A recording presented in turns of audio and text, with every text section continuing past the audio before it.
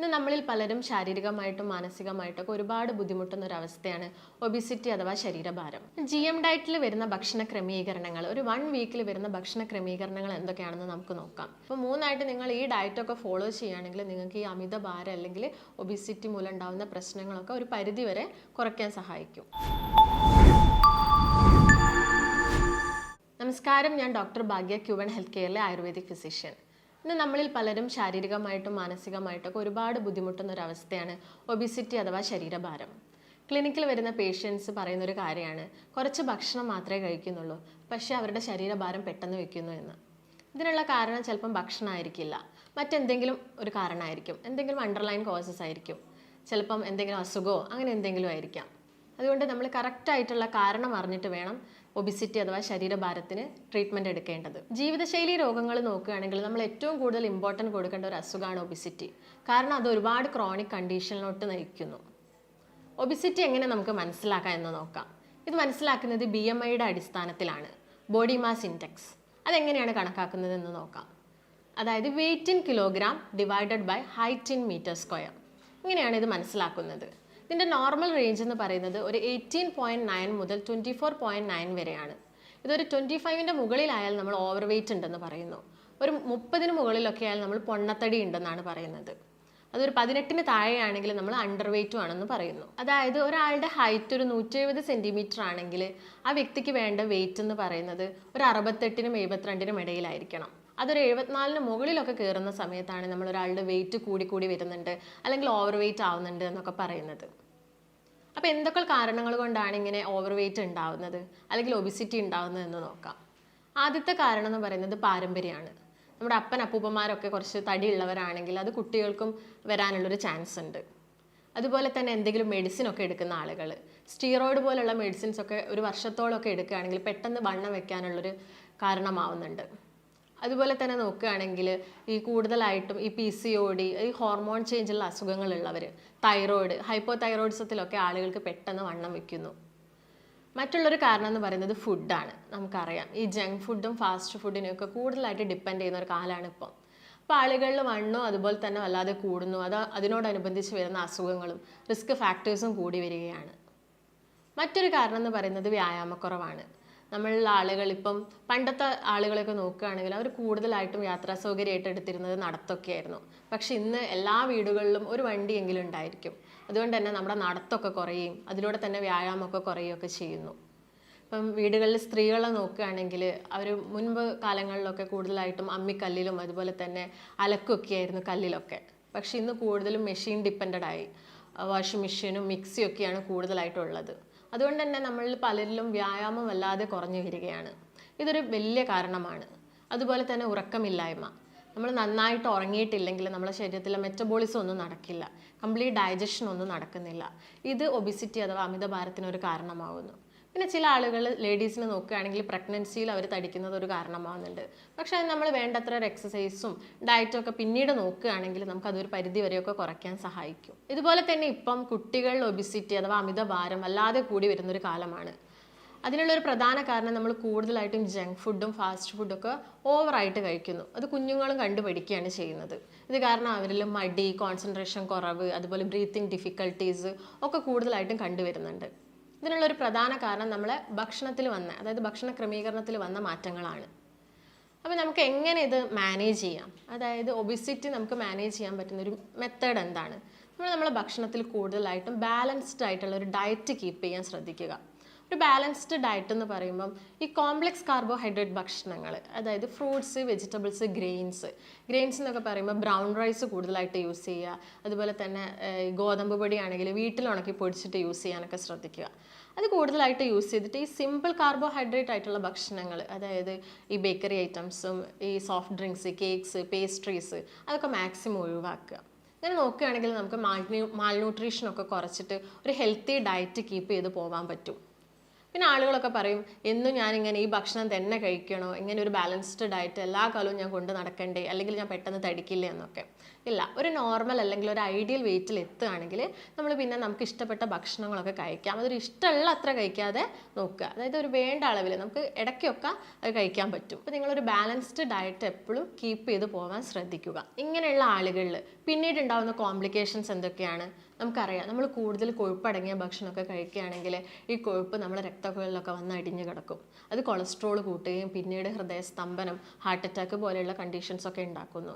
അതുപോലെ തന്നെ ഡയബറ്റീസ് ഉണ്ടാക്കുന്നു, കിഡ്നി അസുഖങ്ങൾ ഉണ്ടാക്കുന്നു, യൂറിക് ആസിഡ് കൂടിയിട്ട് പിന്നീട് അത് ഗൗട്ട് പോലെയുള്ള അസുഖങ്ങളൊക്കെ ഉണ്ടാക്കുന്നു, ഹൈപ്പർ ടെൻഷൻ ഉണ്ടാക്കുന്നു. അതുപോലെ തന്നെ ഡയബറ്റീസ്, നമ്മളൊരു 90% ആളുകളിലും ഡയബറ്റീസ് കാണുന്നു. ഇതിനൊക്കെ ഉള്ളൊരു പ്രധാന കാരണം നമ്മൾ ഭക്ഷണ ക്രമീകരണത്തിലും അതുപോലെ വ്യായാമത്തിലൊക്കെ ഉണ്ടായ വ്യത്യാസങ്ങളാണ്. ഒബിസിറ്റി അഥവാ അമിതവണ്ണമുള്ള ആളുകൾ ശ്രദ്ധിക്കേണ്ട ഒരു കാര്യമുണ്ട്. ഈ എക്സസൈസ് ഒക്കെ സ്റ്റാർട്ട് ചെയ്യുന്ന സമയത്ത് പറയും 45 മിനിറ്റ്സ് മുതൽ ഒരു 1 അവർ വരെയാണ് നമ്മൾ ഡെയിലി ചെയ്യേണ്ടതെന്ന്. പെട്ടെന്ന് നമ്മൾ ഒരു ദിവസം സ്റ്റാർട്ട് ചെയ്താൽ പെട്ടെന്ന് വിഗറസ് ആയിട്ട് നമ്മളത് ചെയ്യുകയാണെങ്കിൽ അത് വേറെ എന്തെങ്കിലും ഒരു അസുഖമൊക്കെ ഉണ്ടാവാനുള്ള കാരണമാവുന്നുണ്ട്.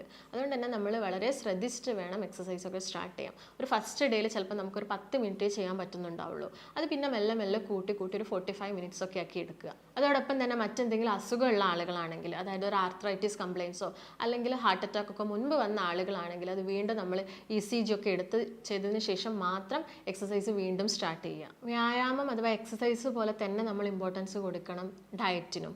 മുൻപുള്ള ആളുകളൊക്കെ വളരെ കൂടുതലായിട്ട് ഫോളോ ചെയ്തിരുന്ന ഒരു ഡയറ്റായിരുന്നു GM diet, gross Motors diet എന്ന് പറയുന്നത്.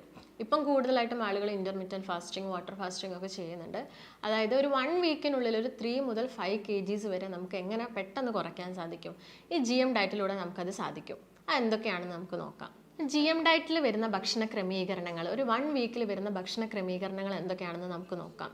അതിൽ ഫസ്റ്റ് ഡേ നമ്മൾ കൂടുതൽ ഇമ്പോർട്ടൻസ് കൊടുക്കുന്നത് ഫ്രൂട്ട്സിനാണ്. ഫ്രൂട്ട്സ് എന്ന് പറയുമ്പോൾ നമുക്കറിയാം അതൊരു നല്ല ആൻറ്റി ഓക്സിഡൻ്റ് ആണ്. നമ്മുടെ ശരീരത്തിൻ്റെ റെജുവിനേഷനും അതുപോലെ തന്നെ നശിച്ച് കിടക്കുന്ന സെൽസിൻ്റെ ഒക്കെ റിപ്പയറിനൊക്കെ വളരെ ഇമ്പോർട്ടൻ്റ് ആണ് ഫ്രൂട്ട്സ് എന്ന് പറയുന്നത്. അതുകൊണ്ട് ഫ്രൂട്ട്സിൽ കലോറി കുറവാണ്, അതുപോലെ തന്നെ കാർബോഹൈഡ്രേറ്റ്സ് ഒക്കെ കുറവാണ് ഫ്രൂട്ട്സിൽ. ഫ്രൂട്ട്സ് നിങ്ങൾ കഴിക്കുകയാണെങ്കിൽ അത് കട്ട് ചെയ്ത് കഴിക്കാൻ നോക്കുക. ജ്യൂസ് അടിച്ച് കഴിക്കാൻ അത്ര താല്പര്യമുള്ള ആളുകളാണെങ്കിൽ ജ്യൂസ് അടിച്ചതിന് ശേഷം അത് അരിക്കാതെ കുടിക്കാൻ നോക്കുക. അതുപോലെ ഷുഗർ തീരെ ഇടാൻ പാടില്ല. ഇതാണ് നിങ്ങൾ ശ്രദ്ധിക്കേണ്ട ഒരു പ്രധാന കാരണം. നിങ്ങൾ ഫ്രൂട്ട്സ് മാത്രം കഴിക്കുന്ന സമയത്ത് നിങ്ങൾക്ക് ഇടയ്ക്കിടയ്ക്ക് വിശപ്പ് ഉണ്ടാവാം. ഈ ഇടവേളകളിൽ നിങ്ങൾക്ക് കൂടുതലായിട്ടും നട്ട്സ് ഇൻക്ലൂഡ് ചെയ്യാം. നട്ട്സ് എന്ന് പറയുന്നത് കൂടുതലായിട്ടും പ്രോട്ടീൻ റിച്ച് ഉള്ള ഫുഡാണ്. നിങ്ങൾക്ക് പെട്ടെന്ന് ക്ഷീണമൊക്കെ വരുന്ന സമയത്ത് ഒരു 3-4 നട്ട്സ്, ഒരു വാൾനട്ട്സോ അല്ലെങ്കിൽ ബദാമൊക്കെ ഒരു 3-4 എണ്ണമൊക്കെ കഴിക്കാം. അല്ലെങ്കിൽ സീഡ് ആണെങ്കിൽ നിങ്ങൾക്ക് ഫ്ലാക്സ് സീഡ്സും മെലൺ സീഡ്സും ഒക്കെ ഒരു 1 or 2 ടേബിൾ സ്പൂൺ എടുത്തിട്ട് നന്നായിട്ട് ചതച്ചിട്ട് വെള്ളത്തിലൊക്കെ മിക്സ് ചെയ്ത് കഴിക്കാവുന്നതാണ്. ഇതോടൊപ്പം തന്നെ നിങ്ങൾ ഒരു ദിവസം 2 മുതൽ 3 ലിറ്റർ വരെ വെള്ളം കുടിക്കണം. അതൊരു നല്ല ക്ലെൻസിങ് ആണ് നമ്മുടെ ശരീരത്തിന് തരുന്നത്.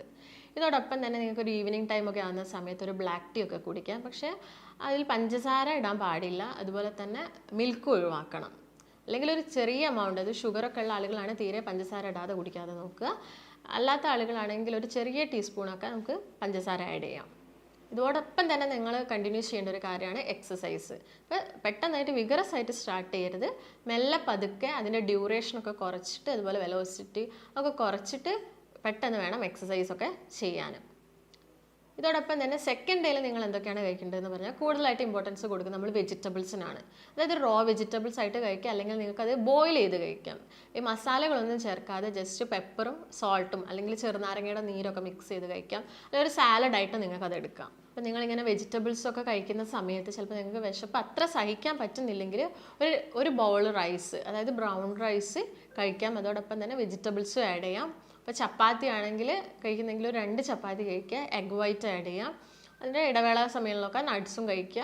അതോടൊപ്പം തന്നെ ഒരു 2.5 മുതൽ 3 ലിറ്റർ വരെ വെള്ളം കുടിക്കാൻ നോക്കുക. ഇതിൻ്റെ കൂടെ തന്നെ നിങ്ങൾ എക്സസൈസും ചെയ്യേണ്ടതുണ്ട്. ഒരു 3rd ഡേ ആണെങ്കിൽ നിങ്ങൾക്ക് ഫ്രൂട്ട്സും വെജിറ്റബിൾസും മിക്സ് ചെയ്തിട്ട്, അതായത് രാവിലെ ഇപ്പം വെജിറ്റബിൾസ് ആണ് കഴിക്കുന്നതെങ്കിൽ ഒരു 11 മണിക്ക് ആവുന്ന സമയത്ത് നിങ്ങൾക്ക് ഒരു ഗ്ലാസ് മിൽക്ക്, ഒരു സപ്ലിമെൻ്റ് ആയിട്ട് മിൽക്ക് എടുക്കാം.